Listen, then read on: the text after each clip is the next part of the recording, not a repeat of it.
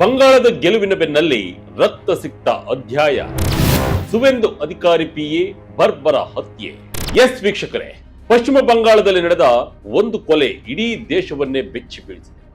ದೀದಿನಾಡಲ್ಲಿ BJP ಭರ್ಜರಿ ಗೆಲುವು ಸಾಧಿಸಿ ಕೇವಲ 48 ಗಂಟೆ ಕಳೆದಿಲ್ಲ. ಅಲ್ಲಿ ಸಂಭ್ರಮದ ಸದ್ದು ಇನ್ನೂ ಅಡಗಿಲ್ಲ. ಅಷ್ಟರಲ್ಲಿ ಕೇಸರಿ ಪಡೆಯ ಅತ್ಯಂತ ಪ್ರಭಾವಿ ನಾಯಕ, ಭಾವಿ ಮುಖ್ಯಮಂತ್ರಿ ಎಂದೇ ಬಿಂಬಿತವಾದ ಸುವೇಂದು ಅಧಿಕಾರಿಯವರ ಬಲಗೈ ಬಂಟನನ್ನೇ ಗುಂಡಿಟ್ಟು ಕೊಲ್ಲಲಾಗಿದೆ. ಬಂಗಾಳದಲ್ಲಿ ಬಿಜೆಪಿ ಗೆದ್ದ ಬೆನ್ನಲ್ಲೇ ಹಿಂಸಾಚಾರ ಭುಗಿಲೆದ್ದಿದೆ.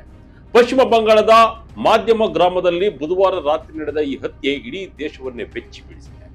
ಪಶ್ಚಿಮ ಬಂಗಾಳ ಅಕ್ಷರಶಃ ಹೊತ್ತಿ ಉರಿತಾ ಇದೆ. ನಗರದಾದ್ಯಂತ ಹೈ ಅಲರ್ಟ್ ಘೋಷಣೆ ಮಾಡಲಾಗಿದ್ದು, ಕೊಲೆ ಹಿಂದೆ ಯಾರಿದ್ದಾರೆ ಎಂದು ಪೊಲೀಸರು ತನಿಖೆಯನ್ನು ಚುರುಕುಗೊಳಿಸಿದ್ದಾರೆ. ಕ್ಷಣಕ್ಕೊಂದು ಸ್ಫೋಟಕ ಮಾಹಿತಿಗಳು ಹೊರಬರ್ತಿದ್ದವು. ಇದಿಷ್ಟೇ ಅಲ್ಲ, ಬಿಜೆಪಿಯ ಶಾಸಕರ ಮನೆ ಮುಂದೆ ದುಷ್ಕರ್ಮಿಗಳು ಕಚ್ಚಾ ಬಾಂಬ್ಗಳನ್ನ ಬ್ಲಾಸ್ಟ್ ಮಾಡಿದ್ದು, ಶಾಸಕಿ ಸೇರಿ 5 ಗಾಯಗಳಾಗಿವೆ. ಹಾಗಾದ್ರೆ ಸುವೇಂದು ಅಧಿಕಾರಿ ಪಿಎ ಹತ್ಯೆ ಕಾರಣವೇನು? ಫೇಕ್ ನಂಬರ್ ಪ್ಲೇಟ್ ಕಾರ್ ಬಂದಿದ್ದು ಹೇಗೆ? ಸುವೇಂದು ಅಧಿಕಾರಿಯ ಪಿಎ ಅನ್ನ ಟಾರ್ಗೆಟ್ ಮಾಡಿದ್ದು ಯಾಕೆ? ಬಿಜೆಪಿ ಶಾಸಕೀಯ ಮನೆ ಮುಂದೆ ಬಾಂಬ್ ಬ್ಲಾಸ್ಟ್ ಮಾಡಿದ್ದು ಯಾಕೆ? ಒಂದು ಕಂಪ್ಲೀಟ್ ರೋಚಕ ರಿಪೋರ್ಟ್ ಇಲ್ಲಿದೆ. ಕೊನೆ ತನಕ ಮಿಸ್ ಮಾಡದೆ ಈ ವಿಡಿಯೋ. 4 ಗುಂಡು, ಫೇಕ್ ನಂಬರ್ ಪ್ಲೇಟ್, ಸಿನಿಮಿಯ ರೀತಿ ಸ್ಕೆಚ್ ಹಾಕಿ ಕೊಲೆ. ಎಸ್ ವೀಕ್ಷಕರೇ, ಈ ಹತ್ಯೆ ಹೇಗಾಯ್ತು ಎಂಬ ರೋಚಕ ಮಾಹಿತಿಯನ್ನು ಕೇಳಿದ್ರೆ ದಂಗಾಗ್ತೀರಾ. ಥೇಟ್ ಸಿನಿಮಾ ರೀತಿ ಸ್ಕೆಚ್ ಹಾಕಿ ಬಿಜೆಪಿ ಮುಂದಿನ ಸಿಎಂ ಎಂದು ಬಿಂಬಿತವಾಗಿರುವ ಸುವೇಂದು ಅಧಿಕಾರಿ ಪಿಎ ಅವರನ್ನ ಬರ್ಬರವಾಗಿ ಹತ್ಯೆ ಮಾಡಲಾಗಿದೆ. ಬುಧವಾರ ರಾತ್ರಿ ಸುಮಾರು 10:30 ಸಮಯ ಚಂದ್ರನಾಥ್ ರಾತ್ ಅವರು ಪಶ್ಚಿಮ ಬಂಗಾಳ ವಿಧಾನಸಭೆಯ ಅಧಿಕೃತ ವಾಹನದಲ್ಲಿ ಸಂಚಾರ ಮಾಡ್ತಾ ಇದ್ದಾರೆ. ಅವರ ಮನೆಗೆ ಕೇವಲ 170 ಮೀಟರ್ ಬಾಕಿ ಇರುವಾಗ ಮಾಧ್ಯಮ ಗ್ರಾಮದ ದೋಲತಾಲ ಎಂಬಲ್ಲಿ ಒಂದು ನಿಗೂಢ ಕಾರು ಚಂದ್ರನಾಥ್ ಅವರ ಕಾರನ್ನ ಅಡ್ಡಗಟ್ಟಿದೆ. ಆ ನಿಗೂಢ ಕಾರಿನಲ್ಲಿ ಇದ್ದದ್ದು ಫೇಕ್ ನಂಬರ್ ಪ್ಲೇಟ್. ಕಾರು ಅಡ್ಡ ನಿಂತ ತಕ್ಷಣವೇ ಹಿಂದಿನಿಂದ 4 ಬೈಕ್ನಲ್ಲಿ ಅಟ್ಯಾಕ್ ಮಾಡಿದ್ದಾರೆ. ತಮ್ಮ ಸುಳಿವು ಯಾರಿಗೂ ಸಿಗಬಾರದು ಎಂದು ಮುಖವಾಡ ಧರಿಸಿ ಬಂದಿದ್ದಾರೆ. ಕಾರು ಅಡ್ಡಗಟ್ಟಿ ಏಕಾಏಕಿ ಗುಂಡಿನ ದಾಳಿ ಮಾಡಿದ್ದಾರೆ. ಅಕ್ಷರಶಃ ಪಾಯಿಂಟ್ ಬ್ಲಾಂಕ್ ರೇಂಜ್ ನಲ್ಲಿ ಈ ದಾಳಿ ನಡೆದಿದೆ. ಚಂದ್ರನಾಥ್ ಅವರ ಎದೆಗೆ 2 ಗುಂಡುಗಳು ನಾಟಿದ್ರೆ, ಒಂದು ಗುಂಡು ಅವರ ಹೃದಯವನ್ನೇ ಸೀಡಿಕೊಂಡು ಹೋಗಿದೆ. ಇನ್ನೊಂದು ಗುಂಡು ಹೊಟ್ಟೆಯ ಭಾಗಕ್ಕೆ ಬಿದ್ದಿದೆ. ದಾಳಿ ಎಷ್ಟು ನಿಖರವಾಗಿತ್ತು ಅಂದ್ರೆ, ಚಂದ್ರನಾಥ್ ಅವರನ್ನು ಆಸ್ಪತ್ರೆಗೆ ಕರೆದೊಯ್ಯುವ ಮುನ್ನವೇ ಅವರು ಕೊನೆ ಉಸಿರೆಳೆದಿದ್ದಾರೆ. ಕೃತ್ಯ ಎಸಗಿದ ನಂತರ ನಕಲಿ ಕಾರನ್ನ ಅಲ್ಲೇ ಬಿಟ್ಟು ದಾಳಿಕೋರರು ಬೈಕ್ಗಳಲ್ಲೇ ಪರಾರಿಯಾಗಿದ್ದಾರೆ. ಪ್ರತ್ಯಕ್ಷದರ್ಶಿಗಳ ಪ್ರಕಾರ ದಾಳಿಕೋರರು ವೃತ್ತಿಪರ ಶೂಟರ್ಗಳಂತೆ ಕಂಡಿದ್ದಾರೆ. ವೃತ್ತಿಪರ ಶೂಟರ್ಗಳಿಂದ ಮೆಗಾ ಸ್ಕೆಚ್, ಪಕ್ಕಾ ಪ್ಲಾನ್ ಮಾಡಿ ಭೀಕರ ಮರ್ಡರ್. ವೀಕ್ಷಕರೇ, ಈ ಕೊಲೆಯನ್ನ ನೋಡಿದ್ರೆ ಇದು ಯಾವುದೋ ಸಾಮಾನ್ಯ ಗೂಂಡಗಳು ಮಾಡಿದ ಕೆಲಸ ಅಲ್ಲ ಅನ್ನೋದು ಸ್ಪಷ್ಟವಾಗ್ತಿದೆ. ಯಾಕೆಂದ್ರೆ ಈ ದಾಳಿಗೆ ಬಳಸಿದ ಅತ್ಯಾಧುನಿಕ ಶಸ್ತ್ರಾಸ್ತ್ರಗಳನ್ನು ಪ್ರಾಥಮಿಕ ತನಿಖೆಯ ಪ್ರಕಾರ ದಾಳಿಕೋರರು ಗ್ಲಾಕ್ 47X ಪಿಸ್ತೂಲ್ ಅಥವಾ ಅತ್ಯಾಧುನಿಕ 9mm ರಿವಾಲ್ವರ್ ಬಳಸಿರುವ ಶಂಕೆ ಇದೆ. ಇಂತಹ ವೆಪನ್ಸ್ ಗಳನ್ನ ವೃತ್ತಿಪರ ಶೂಟರ್ಗಳು ಮಾತ್ರ ಬಳಸ್ತಾರೆ. ಬೈಕ್ಗಳಿಗೂ ನಂಬರ್ ಪ್ಲೇಟ್ ಇರಲಿಲ್ಲ. ಅಡ್ಡಗಟ್ಟಿದ್ದ ಕಾರಿನ ಚಾಸಿಸ್ ನಂಬರ್ ಕೂಡ ತಿದ್ದಲಾಗಿತ್ತು. ಅಂದ್ರೆ ಇದು 3 ದಿನಗಳಿಂದ ಪ್ಲಾನ್ ಮಾಡಿ ರಿಹರ್ಸಲ್ ಮಾಡಿದ ಕೋಲ್ಡ್ ಬ್ಲಡೆಡ್ ಮರ್ಡರ್. ಚಂದ್ರನಾಥ್ ರಾತ್ ರವರು ಬರೀ ಸುವೇಂದು ಅಧಿಕಾರಿಯ ಪಿಎ ಮಾತ್ರ ಆಗಿರಲಿಲ್ಲ. ಅವರು ಸುವೇಂದು ರವರ ಪ್ರತಿಯೊಂದು ನಡೆಯನ್ನ ಹತ್ತಿರದಿಂದ ನೋಡುತ್ತಿದ್ದ ನೆರಳಾಗಿತ್ತು. ಇಂಡಿಯನ್ ಏರ್ ಫೋರ್ಸ್ IAF 18 ವರ್ಷಗಳ ಕಾಲ ಶಿಸ್ತಿನಿಂದ ಕೆಲಸ ಮಾಡಿ ಬಂದಿದ್ದ ಇವರು ಸುವೇಂದು ಅಧಿಕಾರಿಯವರ ಅತ್ಯಂತ ವಿಶ್ವಾಸಾರ್ಹ ವ್ಯಕ್ತಿಯಾಗಿದ್ದರು. ಸುವೇಂದು ಅಧಿಕಾರಿ ಭಾವಿ ಸಿಎಂ ಅಂತ ಚರ್ಚೆಯಾಗುತ್ತಿರುವಾಗಲೇ ಅವರ ನೆರಳನ್ನೇ ಕತ್ತರಿಸಿ ಹಾಕಿರುವುದು ದೊಡ್ಡ ಪಿತೂರಿ ಎಂಬ ಅನುಮಾನ ಮೂಡಿಸಿದೆ. ಯಾರು ಈ ಚಂದ್ರನಾಥ್ ರಾತ್? ಮುಂದಿನ ಸಿಎಂ ಸುವೇಂದು ಅಧಿಕಾರಿ ಪಿಎ ಚಂದ್ರನಾಥ್ ರಥ್ ಯಾರು ಅನ್ನೋದನ್ನು ನೋಡ್ತಾ ಹೋದಾದ್ರೆ, ಇವರು ಭಾರತೀಯ ವಾಯುಸೇನೆಯಲ್ಲಿ 18 ವರ್ಷಗಳ ಕಾಲ ಕೆಲಸ ಮಾಡಿ ವಾಲಂಟಿಯರಿ ರಿಟೈರ್ಮೆಂಟ್ ತೆಗೆದುಕೊಂಡಿದ್ದ ಇವರು ನಂತರ ಸುವೇಂದು ಅಧಿಕಾರಿಯವರನ್ನ ನೆರಳಿನಂತೆ ಹಿಂಬಾಲಿಸಿದರು. ಈಸ್ಟ್ ಮಿದ್ನಾಪುರ ಮೂಲದ ಇವರು ಸುವೇಂದು ಅಧಿಕಾರಿ ಟಿಎಂಸಿಲಿದ್ದಾಗಲೂ ಜೊತೆಗಿದ್ದವರು. ನಂತರ ಬಿಜೆಪಿ ಸೇರಿದಾಗಲೂ ಅವರ ಜೊತೆಗೇ ಇತ್ತು. ಕೇವಲ ಒಬ್ಬ ಪಿಎ ಆಗಿರದೆ ಗ್ರಾಸ್ ರೂಟ್ ಮಟ್ಟದಲ್ಲಿ ರಾಜಕೀಯ ಸಂಘಟನೆ ಮಾಡುವ ಶಕ್ತಿ ಇವರಿಗೆ.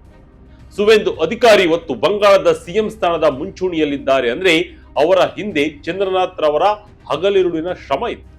ಅಂತಹ ಒಬ್ಬ ನಿಷ್ಠಾವಂತ ಗೆಳೆಯನನ್ನ ಕಳೆದುಕೊಂಡಿರುವ ಸುವೇಂದು ಇವತ್ತು ಅಕ್ಷರಶಃ ಕುಸಿದು ಹೋಗಿದ್ದಾರೆ. ಸಿಐಡಿ ಮತ್ತು SIT ಇಂದ ತೀವ್ರ ತನಿಖೆ. 9mm ಗುಂಡಿನ ಹೌಸಿಂಗ್ ಪತ್ತೆ, ಸಿಸಿಟಿವಿ ಜಾಲ. ಬಂಗಾಳ ಪೊಲೀಸರು ಈ ಪ್ರಕರಣವನ್ನ ಈಗ ಸಿಐಡಿಗೆ ಹಸ್ತಾಂತರ ಮಾಡಿದ್ದಾರೆ. ವಿಶೇಷ ತನಿಖಾ ತಂಡ ಅಂದ್ರೆ SIT ರಚನೆ ಮಾಡಲಾಗಿದ್ದು, ಘಟನಾ ಸ್ಥಳದಲ್ಲಿ ಬಿದ್ದಿದ್ದ 9mm ಗುಂಡಿನ ಕ್ಯಾಪ್ಗಳನ್ನ ವಶಪಡಿಸಿಕೊಳ್ಳಲಾಗಿದೆ. ಬಂಗಾಳದ ಡಿಜಿಪಿ ಸಿದ್ಧನಾಥ್ ಗುಪ್ತರ್ ಅವರು ಹೇಳುವ ಪ್ರಕಾರ ಈ ದಾಳಿಯಲ್ಲಿ 4 ಬೈಕ್ಗಳನ್ನ ಬಳಸಲಾಗಿದೆ.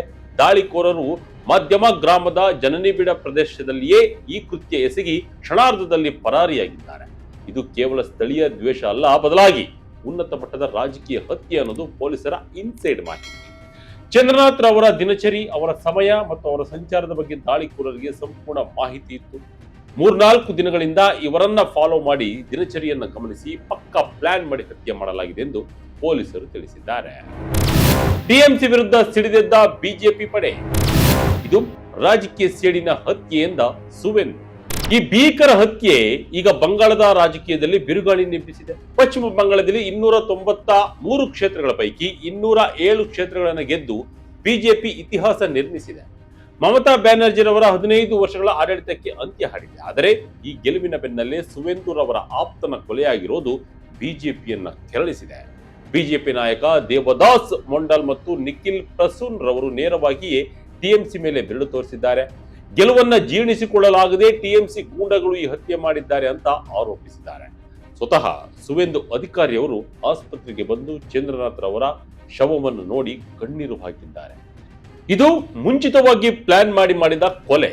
ಇದರ ಹಿಂದೆ ಆಳವಾದ ಪಿತೂರಿ ಇದೆ ಅಂತ ಸುವೆಂದು ಅಧಿಕಾರಿ ಗರ್ಜಿಸಿದ್ದಾರೆ. ಭಾರತದ ಭದ್ರತೆಗಾಗಿ ಹೋರಾಡಿದ ಈ ಸೈನಿಕ ರಾಜಕೀಯದ ದ್ವೇಷಕ್ಕೆ ಬಲಿಯಾಗಿರೋದು ದುರಂತವೇ ಸರಿ. ಬಿಜೆಪಿಯ ಶಾಸಕಿ ಮನೆ ಮುಂದೆ ಬಾಂಬ್ ಬ್ಲಾಸ್ಟ್. ಶಾಸಕಿ ಸೇರಿ 5 ಕಾರ್ಯಕರ್ತರಿಗೆ ಗಾಯ. ಎಸ್ ವೀಕ್ಷಕರೇ, ಬಿಜೆಪಿ ಗೆದ್ದ ಬೆನ್ನಲ್ಲೇ ಪಶ್ಚಿಮ ಬಂಗಾಳದಲ್ಲಿ ಹಿಂಸಾಚಾರ ಭುಗಿಲೆದ್ದಿದೆ. ಸುವೆಂದು ಅಧಿಕಾರಿ ಹತ್ಯೆ ಬೆನ್ನಲ್ಲೇ ಬಿಜೆಪಿಯ ಶಾಸಕಿ ಮನೆ ಮುಂದೆ ಬಾಂಬ್ ಬ್ಲಾಸ್ಟ್ ಗೊಂಡಿದ್ದು, ಘಟನೆಯಲ್ಲಿ ಶಾಸಕಿ ಸೇರಿ 5 ಕಾರ್ಯಕರ್ತರಿಗೆ ಗಾಯಗಳಾಗಿವೆ. ಉತ್ತರ 24 ಪರಗಣ ಜಿಲ್ಲೆಯ ಪಾಣಿಪಾಟಿಯಲ್ಲಿ ನಡೆದ ಬಾಂಬ್ ಸ್ಫೋಟದಲ್ಲಿ 5 ಬಿಜೆಪಿ ಕಾರ್ಯಕರ್ತರು ಗಾಯಗೊಂಡಿದ್ದಾರೆ ಎಂದು ಪೊಲೀಸರು ತಿಳಿಸಿದ್ದಾರೆ. ಪಾಣಿಹಟ್ಟಿಯ ಸೆಂಟ್ ಕ್ಲೇವಿಯರ್ ಸಂಸ್ಥೆಯ ಬಳಿ ಬಾಂಬ್ ಸ್ಫೋಟಿಸಿದ್ದು, ದುಷ್ಕರ್ಮಿಗಳು ಬಿಜೆಪಿ ಕಾರ್ಯಕರ್ತರ ಗುಂಪಿನ ಮೇಲೆ ಕಚ್ಚಾ ಬಾಂಬ್ಗಳನ್ನು ಎಸೆದಿದ್ದಾರೆ. ಘಟನೆಯಲ್ಲಿ ಕನಿಷ್ಠ 5 ಜನರು ಗಾಯಗೊಂಡಿದ್ದಾರೆ ಎಂದು ಪೊಲೀಸರು ತಿಳಿಸಿದ್ದಾರೆ. ಗಾಯಾಳುಗಳನ್ನ ಕೋಲ್ಕತ್ತಾದ ಆರ್ಜಿ ಕಾರ್ ವೈದ್ಯಕೀಯ ಕಾಲೇಜು ಮತ್ತು ಆಸ್ಪತ್ರೆಗೆ ದಾಖಲಿಸಲಾಗಿದೆ. ಸ್ಥಳೀಯ ಮೂಲಗಳ ಪ್ರಕಾರ ಪಾಣಿಹಟ್ಟಿಯ ವಾರ್ಡ್ ಸಂಖ್ಯೆ 2ರ ದತ್ತಾ ರಸ್ತೆಯಲ್ಲಿ ಬಿಜೆಪಿ ಕಾರ್ಯಕರ್ತರು ನಿವಾಸಿಗಳೊಂದಿಗೆ ಸಂವಹನ ನಡೆಸುತ್ತಿದ್ದಾಗ ಬೈಕ್ನಲ್ಲಿ ಬಂದ ದುಷ್ಕರ್ಮಿಗಳು ಗುಂಪೊಂದು ಕಚ್ಚಾ ಬಾಂಬ್ ಎಸೆದು ಪರಾರಿಯಾಗಿದೆ ಎಂದು ಹೇಳಲಾಗಿದೆ. ದಾಳಿಕೋರರಿಗೆ ಆಡಳಿತಾರೂಢ ತೃಣಮೂಲ ಕಾಂಗ್ರೆಸ್ ಬೆಂಬಲವಿದೆವೆಂದು ಬಿಜೆಪಿ ಆರೋಪ ಮಾಡಿದೆ. ಬಂಗಾಳದ ರಕ್ತಸಿಕ್ತ ಚುನಾವಣೋತ್ತರ ಹಿಂಸಾಚಾರ. 2021ರಲ್ಲಿ 1900 ಕ್ರೈಮ್ ಈಗ ಮತ್ತೆ ಶುರುವಾಯ್ತಾ? ವೀಕ್ಷಕರೇ, ಪಶ್ಚಿಮ ಬಂಗಾಳದಲ್ಲಿ ಚುನಾವಣೆ ಅಂದ್ರೆ ಅಲ್ಲಿ ಹಿಂಸೆ ಸಾಮಾನ್ಯ ಅನ್ನೋ ಮಾತಿದೆ. 2021ರ ಚುನಾವಣೆಯ ನಂತರ ನಡೆದ ಹಿಂಸಾಚಾರದಲ್ಲಿ ಬರೋಬ್ಬರಿ 1900 ಕ್ರೈಮ್ಗಳು ದಾಖಲಾಗಿದ್ದವು. ಎಷ್ಟೋ ಕೊಲೆಗಳು, ಅತ್ಯಾಚಾರಗಳು ಮತ್ತು ಆಸ್ತಿ ಹಾನಿಗಳಾಗಿದ್ದವು ಅಂತ ಕೋಲ್ಕತ್ತಾ ಹೈಕೋರ್ಟ್ ತನಿಖೆಯನ್ನ ಸಿಬಿಐಗೆ ಒಪ್ಪಿಸಿತ್ತು. ಈಗ ಮತ್ತೆ ಬಿಜೆಪಿ ಗೆದ್ದ ಮೇಲೆ ಟಿಎಂಸಿ ಕಾರ್ಯಕರ್ತರು ಸೇಡಿನ ರಾಜಕಾರಣ ಶುರು ಮಾಡಿದ್ದಾರೆ ಎಂದು ಬಿಜೆಪಿ ಆರೋಪ ಮಾಡ್ತಾ ಇದೆ. ಮೇ 4ರ ಫಲಿತಾಂಶದ ನಂತರ ಈವರೆಗೆ ಬಂಗಾಳದಲ್ಲಿ 200 ಎಫ್ಐಆರ್ ದಾಖಲಾಗಿವೆ ಮತ್ತು 433 ಜನರನ್ನ ಅರೆಸ್ಟ್ ಮಾಡಲಾಗಿದೆ. ಇಷ್ಟೆಲ್ಲ ಮುನ್ನೆಚ್ಚರಿಕೆಗಳ ನಡುವೆಯೂ ಸುವೆಂದು ಅಧಿಕಾರಿಯವರ ಪಿಎ ಅವರನ್ನೇ ಕೊಂದಿದ್ದಾರೆ ಅಂದ್ರೆ ಬಂಗಾಳದಲ್ಲಿ ಕಾನೂನು ಸುವ್ಯವಸ್ಥೆ ಎಷ್ಟರ ಮಟ್ಟಿಗೆ ಹದಗೆಟ್ಟಿದೆ ಅನ್ನೋದನ್ನ ಜನರು ಕೂಡ ಪ್ರಶ್ನೆ ಮಾಡುವಂತಾಗಿದೆ. ಒಟ್ಟಿನಲ್ಲಿ ಪಶ್ಚಿಮ ಬಂಗಾಳದ ರಾಜಕಾರಣ ಮತ್ತೊಂದು ರಕ್ತಸಿಕ್ತವಾಗಿದೆ. ಗೆಲುವಿನ ಸಂಭ್ರಮವನ್ನ ಆಚರಿಸುವ ಮೊದಲೇ ಚಂದ್ರನಾಥ್ ಅವರಂತಹ ಒಬ್ಬ ಪ್ರಾಮಾಣಿಕ ವ್ಯಕ್ತಿಯ ಬಲಿ ಪಡೆದಿರೋದು ಇಡೀ ದೇಶವನ್ನ ಬೆಚ್ಚಿ ಬಿಡಿಸಿದೆ. ಪ್ರಧಾನಿ ಮೋದಿ ಮತ್ತು ಅಮಿತ್ ಶಾ ಅವರು ಪದಗ್ರಹಣ ಸಮಾರಂಭಕ್ಕೆ ಬರಲಿರುವ ಮೊದಲೇ ಈ ಕೊಲೆ ನಡೆದಿದೆ. ಪ್ರಾಥಮಿಕ ತನಿಖೆಯಲ್ಲಿ ಈ ಕೊಲೆ ಪಕ್ಕಾ ಪ್ಲಾನ್ ಮಾಡಿ ಮಾಡಲಾಗಿದೆ ಎಂದು ತಿಳಿದು ಬಂದಿದೆ. ಈ ಕೇಸನ್ನ ಸಿಐಡಿ ಹಾಗೂ ಎಸ್ಐಟಿಗೆ ತನಿಖೆ ಮಾಡ್ತಾ ಇದ್ದು, ತನಿಖೆಯ ಬಳಿಕ ಈ ಸತ್ಯಾಸತ್ಯತೆ ಹೊರಬೀಳಲಿದೆ. ಈ ಪ್ರಕರಣವನ್ನ ಬಿಜೆಪಿ ಕೂಡ ಗಂಭೀರವಾಗಿ ಪರಿಗಣಿಸಿದ್ದು, ಮುಂದಿನ ದಿನಗಳಲ್ಲಿ ಇದು ಯಾವ ಹಂತಕ್ಕೆ ಹೋಗಿ ಮುಟ್ಟುತ್ತೆ ಅನ್ನೋದನ್ನ ಕಾದು ನೋಡಬೇಕಿದೆ. ಬಂಗಾಳದ ಈ ರಕ್ತಸಿಕ್ತ ರಾಜಕಾರಣ ಮತ್ತು ಚಂದ್ರನಾಥ್ ರವರ ಹತ್ಯೆಯ ಬಗ್ಗೆ ನಿಮಗೆ ಏನ್ ಅನ್ಸುತ್ತೆ? ಇದು ಟಿಎಂಸಿಯ ಸೇಡಿನ ರಾಜಕಾರಣವಾ ಅಥವಾ ಬೇರೆ ಯಾರದ್ದೋ ಕೈವಾಡವಿದೆಯಾ? ನಿಮ್ಮ ಅನಿಸಿಕೆಯನ್ನ ಕಮೆಂಟ್ ಮೂಲಕ ತಿಳಿಸಿ. ಇದಾಗಿತ್ತು ಈ ಕ್ಷಣದ ಅಪ್ಡೇಟ್. ಇದೇ ರೀತಿ ಅಪ್ಡೇಟ್ಗಾಗಿ Vijaya Karnataka website, YouTube page, Facebook page follow ಮಾಡಿ. ಧನ್ಯವಾದಗಳು.